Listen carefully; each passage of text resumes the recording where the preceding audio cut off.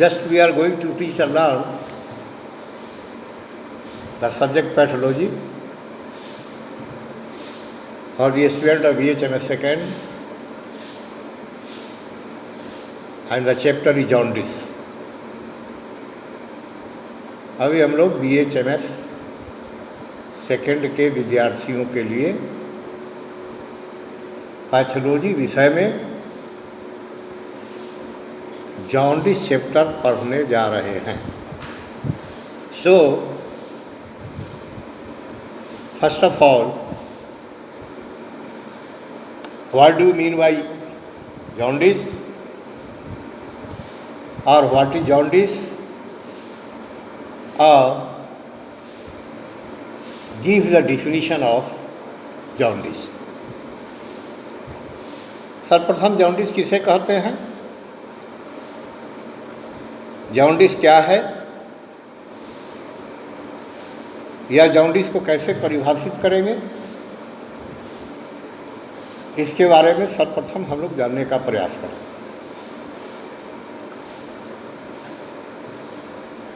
So the yellowing of the skin and the whites of the eyes means sclera of the eyes caused by an accumulation of bile pigment, bilirubin in the blood, can be a symptom of gallstone or liver infection or anaemia. कहता है कि body के चमड़ा का पीला पड़ना या आँख का जो उजला वाला भाग होता है जिसके स्क्लेरा कहते हैं, उसका पीला पड़ना, जिसका कारण होता है accumulation of bile pigment bilirubin in the blood में बिलिरुबिन का एक्यूमुलेशन होना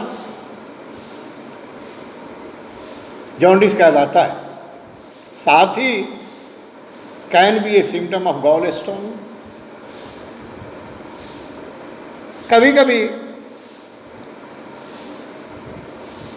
पित्त के थैली में पत्थर हो जाने की वजह से भी जॉन्डिस डेवलप करता है. उस परिस्थिति में जब वो स्टोन सीवीडी में जाके फंस जाता है तो जॉन्डिस डेवलप करेगा, जिसे दूसरे शब्दों में सर्जिकल जॉन्डिस कहा जाता है.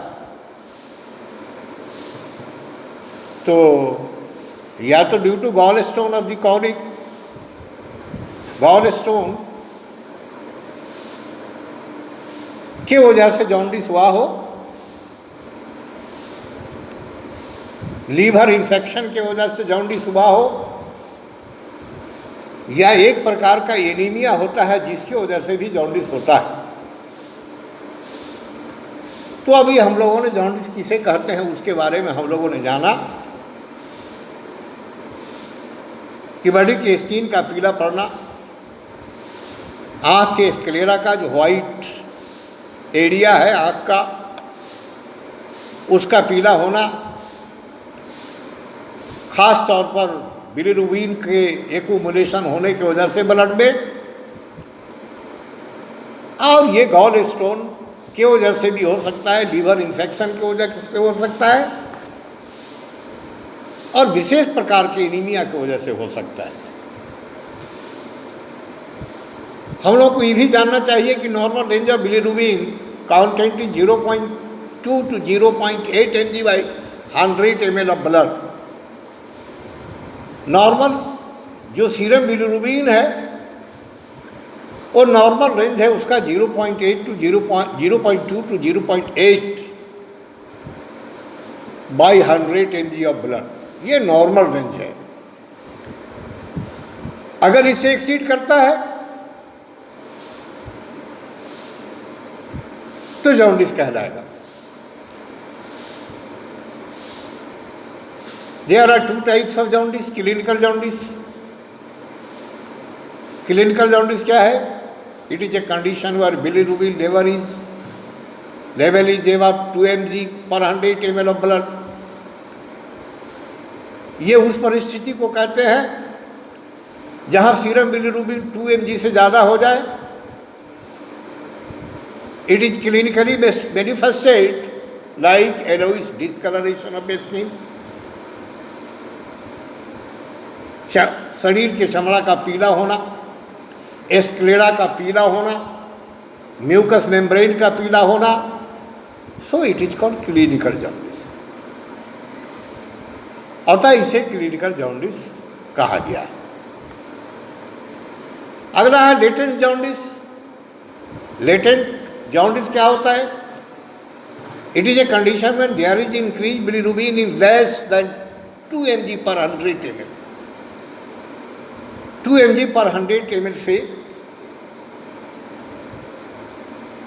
कम, and it presence can be detected by serum analysis.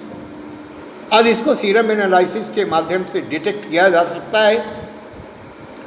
The latent jaundice is said to exist but there is no clinical manifestation of jaundice. लेकिन क्लिनिकल तौर पर, क्लिनिकली जॉन्डिस का उसमें कोई लक्षण नहीं दिखाई देगा. जैसे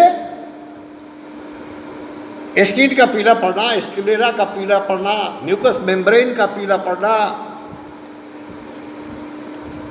ये नहीं दिखाई देना. अगला पॉइंट है हमारा क्लासिफिकेशन और टाइप्स ऑफ जॉन्डिस. जॉन्डिस कितने प्रकार के होते हैं या उसका कितना, कई जगहों पर उसका वर्गीकरण किया गया है. हम वर्गीकृत कैसे कर पाएंगे? तो पहला रिच क्लासिफिकेशन. ये क्या है भाई? Retention jaundice.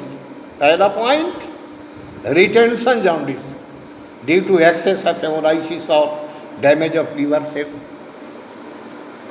एक्सेस हेमोलाइसिस होने की वजह से या लीवर सेल के डैमेज होने की वजह से retention of immature bilirubin in circulatory blood is called retention jaundice. Immature bilirubin जो सर्कुलेट कर जाता है ब्लड में, उसे रिटेंशन जॉन्डिस बोलते हैं. सेकेंड पॉइंट है regurgitation jaundice due to obstruction of common bile duct. Common bile duct में ऑब्स्ट्रक्शन होने की वजह से, रुकावट होने की वजह से, बाधा होने की वजह से और due to damage of liver cells या लीवर सेल्स डैमेज हुआ है उसकी वजह से. मैच्योर और कोरे bilirubin is called regurgitation jaundice. दूसरा है एमसी रीच क्लासिफिकेशन. ये क्या है भाई? हेमोलाइटिक और pre hepatic jaundice. Pre hepatic मतलब लीवर को छोड़ के हेमोलाइटिक जॉन्डिस. दूसरा पॉइंट है टॉक्सिक और हेपाटोसेलुलर. टॉक्सिक हो, हेपाटोसेलुलर हो या हेपाटिक हो, जॉन्डिस कहलाता है. ऑब्स्ट्रक्टिव और post hepatic jaundice. Obstructive jaundice जो होता है उसे पोस्ट हेपाटिक जॉन्डिस भी कहते हैं, यानी लीवर के बाद, है ना, लीवर के बाद. तीसरा है आपका, अगला आपका हेमोलाइटिक जॉन्डिस. हेमोलाइटिक जॉन्डिस क्या है? It is due to excessive destruction of red blood cells. ये होता है आरबीसी के डिस्ट्रक्शन होने के वजह से, अत्यधिक मात्रा में आरबीसी के टूटने की वजह से resulting is an increase bilirubin formation, जिसका परिणाम होता है कि सीरम बिलिरुबिन का जो फॉर्मेशन है वो इंक्रीज कर जाता है. इसका कारण पहला है कॉन्जेनाइटल. कॉन्जेनाइटल जन्मजात एस्फेरोसाइटोसिस, हेमोग्लोबिनोपैथी मार्च हेमोग्लोबिनूरिया,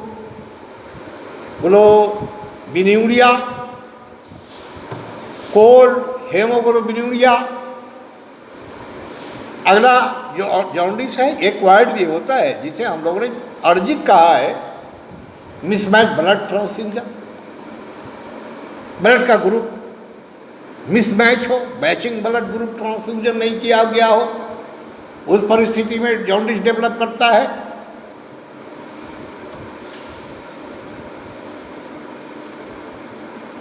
इरिथ्रोब्लास्टोसिस फोइटेलिस, फीटस में इरिथ्रोबोलाइटोसिस डेवलप करता है, उसकी वजह से होता है। स्नेक बाइट हुआ है तो स्नेक बाइट का जो पॉइजन है उसकी वजह से होता है, जिसको एक्वायर्ड ग्रुप में रखा है। तीसरा कारण पैरासाइट्स भी होता है इसका, जैसे मलेरिया है, काला जार है, अन्य ब्लैक वाटर फीवर है, acquired autoimmune hemolytic anaemia and also by some drugs. Kala azar की वजह से, मलेरिया की वजह से, ब्लैक वाटर फीवर की वजह से भी जॉन्डिस होगा। अब अर्जित किया हुआ ऑटोइम्यून हेमोराइटिक एनीमिया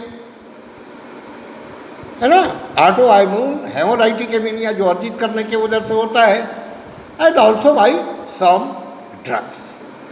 और कुछ दवा ऐसा है जिसकी इस्तेमाल लंबे समय से, जिसके इस्तेमाल करने की वजह से ड्रग इंड्यूस जॉन्डिस कहलाता है, जिसे ड्रग इंड्यूस जॉन्डिस कहा गया है। खास तौर पर आयरन युक्त जो कुछ भी दवा है, आयरन युक्त जो भी मेडिसिन है, उसके लंबे समय से प्रयोग करने की वजह से जॉन्डिस डेवलप करता है। हम लोग अच्छी तरह जान लें कि मैं जो कुछ भी थ्रू आवर माउथ हम जो कुछ इनटेक करते हैं, उसके डाइजेशन में बहुत बड़ा पार्ट है, बहुत बड़ा रोल है लीवर का। अब स्नेक वेनम भी अगर इंटर करता है बॉडी के अंदर तो जॉन्डिस डेवलप करेगा, क्योंकि उसको डाइजेस्ट करने का काम लीवर किया, और टॉक्सिन है, स्वाभाविक है कि लीवर सेल डैमेज होगा and excess secretion of serum bilirubin होगा। अगला पॉइंट है हमारा toxic of hepatocellular infective jaundice. Hepatocellular toxic बोलो या हेपाटोसेलुलर बोलो या इन्फेक्टिव बोलो, ये जॉन्डिस क्या है भाई? This type of jaundice is due to damage of liver cell. क्या होता है? Due to damage of liver cells by toxic और इन्फेक्टिव एजेंट। जो टॉक्सिक या इन्फेक्टिव एजेंट के वजह से जॉन्डिस होता है, उसे टॉक्सिक और हेपाटोसेलुलर या इन्फेक्टिव जॉन्डिस बोलते हैं। जिसका कारण होता है वायरल इन्फेक्टिव हेपेटाइटिस। जो वायरस की वजह से हुआ है उसे इन्फेक्टिव हेपेटाइटिस कहा जाता है। एक होता है सीरम हेपेटाइटिस जो येलो फीवर में होता है। एक होता है स्पाइरोकाइटल लेप्टोस्पाइरोसिस। अगला है पॉइजन्स, क्लोरोफॉर्म, आर्सेनिक, एंटीमनी, सल्फानोमाइड।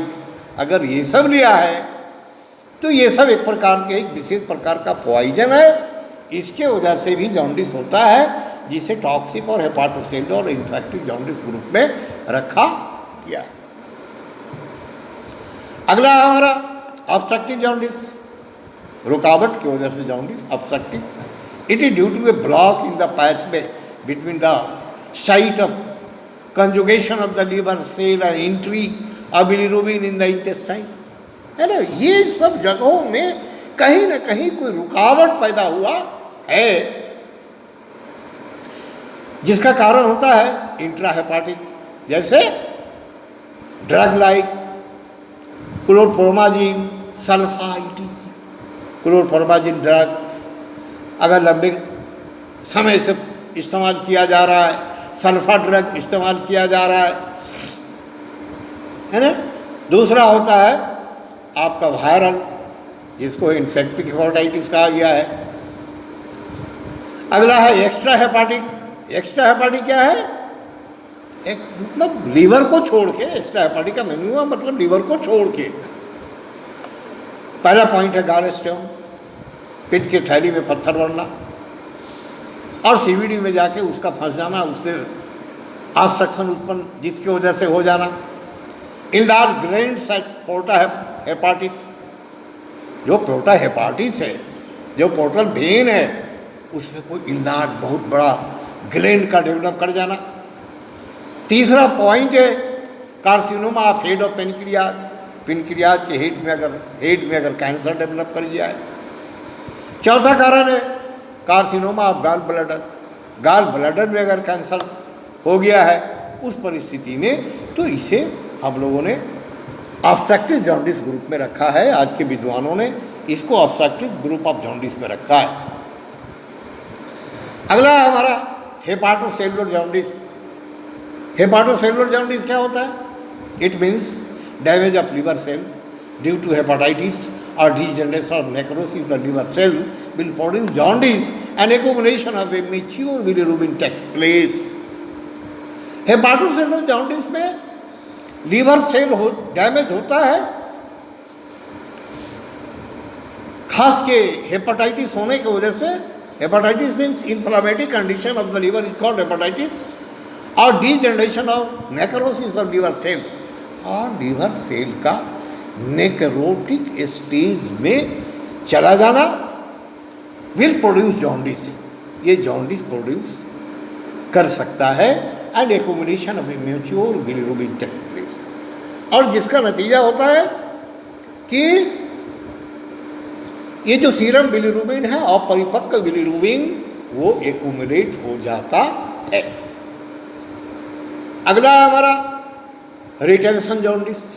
ये रिटेंशन जॉन्डिस क्या है भाई? It means damage of liver cell. इसका मतलब हुआ कि इसमें लिवर सेल डैमेज होता है और due to excess of haemolysis, अत्यधिक हेमोलाइसिस होने की वजह से retention of immature bilirubin in circulatory blood, और जो इमेच्योर बिलिरुबिन है वो ब्लड में सर्कुलेट कर जाता है in known as retention unit jaundice, जिसे रिटेंशन जॉन्डिस के नाम से जाना गया है। अगला है regurgitation jaundice. It means obstruction of common bile duct. Obstruction of common bile duct, जो सीबीडी है कॉमन बाइल डक्ट, उसमें किसी प्रकार का ऑब्स्ट्रक्शन हो जाना, और due to damage of liver cells या लिवर सेल के डैमेज होने की वजह से मेच्योर और क्लोर bilirubin will रिगर्टिजेट into the blood stream, और वो रिगर्टिजेट कर जाता है ब्लड स्ट्रीम में, यानी ब्लड फ्लो में, ब्लड के संचार में। Bile salt and bile pigment will present in blood, blood में बाइल साल्ट भी मिलेगा, बाइल पिगमेंट भी मिलेगा, and urine in excess amount due to regurgitation jaundice, और यूरिन में भी एक्सेस अमाउंट में मिलेगा due to regurgitation of jaundice. अब हम लोग थोड़ा जान लें पैथोलॉजी और पैथोफिजियोलॉजी ऑफ जॉन्डिस क्या होता है। Jaundice is a condition of hyperbilirubinemia. Jaundice क्या है? जिसमें सीरम बिलिरुबिन हाइपर हो गया हो, अत्यधिक हो गया हो, बढ़ गया हो, है ना, विथ और without yellowish to greenish discoloration of skin, जिसमें कोई जरूरी नहीं है कि बॉडी का जो स्किन है वो पीला हो ही, या म्यूकस मेम्ब्रेन पीला हो ही, या जो स्क्लेरा है वो पीला हो ही, कोई जरूरी नहीं। The following headings should be remembered in case of A study of jaundice. Jaundice के केस का जब हम अध्ययन करने जा रहे हैं, तो ये जो हेडिंग है उसको जरूर माइंड में रखना चाहिए, दिमाग में रखना चाहिए। क्या है? Increase rated of production of bilirubin. Bilirubin का जो प्रोडक्शन हो रहा है उसका रेट बढ़ा हुआ। Increase uptake by liver cells, decrease uptake by liver cells, liver cell जो है वो डिक्रीज करेगा। Derangement in conjugation with glucuronic acid and impaired excretion into the bile canaliculi and bile tract, ये हमें ध्यान में रखना पड़ेगा। अगला पॉइंट है हमारा इफेक्ट ऑफ जॉन्डिस। अगर जॉन्डिस हुआ है तो उसका प्रभाव क्या होगा? तो due to excess bile salt in blood, अगर बाइल साल्ट अत्यधिक मात्रा में ब्लड में हो गया है तो क्या होगा? पहला पॉइंट है pruritus, a kind of itching. Pruritus मतलब इचिंग ऑल ओवर बॉडी होगा। दूसरा ड्राउजीनेस होगा। तीसरा ब्रेडिकार्डिया होगा। चौथा कोमा में होगा, रोगी चला जाएगा। थोड़ा इसको हम लोग समझ लें कि एक्सेस सीरम बिलिरुबिन अगर एक्यूमुलेट कर गया ब्लड में तो सर्वप्रथम वो एक प्रकार का बॉडी के अंदर ब्लड में जो वो सर्कुलेट हो रहा है वो एक विशेष प्रकार का एनर्जी पैदा करेगा और वो प्लूराइटिस डेवलप करेगा, यानी बॉडी में खुजलाहट पैदा करेगा और मरीज ड्राउजीनेस कंडीशन में ड्राउजीनेस स्टेज में चला जाएगा, है ना, ड्राउजी होगा। इसको प्री हेपाटिक कोमा स्टेज बोलते हैं। ध्यान देना, अगर जॉन्डिस का मरीज ऑल ओवर बॉडी इचिंग और ड्राउजीनेस के साथ हो जाता है तो वहीं पर हम चिकित्सकों का कान खड़ा हो जाना चाहिए कि ये प्री हेपाटिक कोमा सिम्टम है, यानी रोगी कोमा के स्टेज में जाएगा, उसके पूर्व का लक्षण है ना।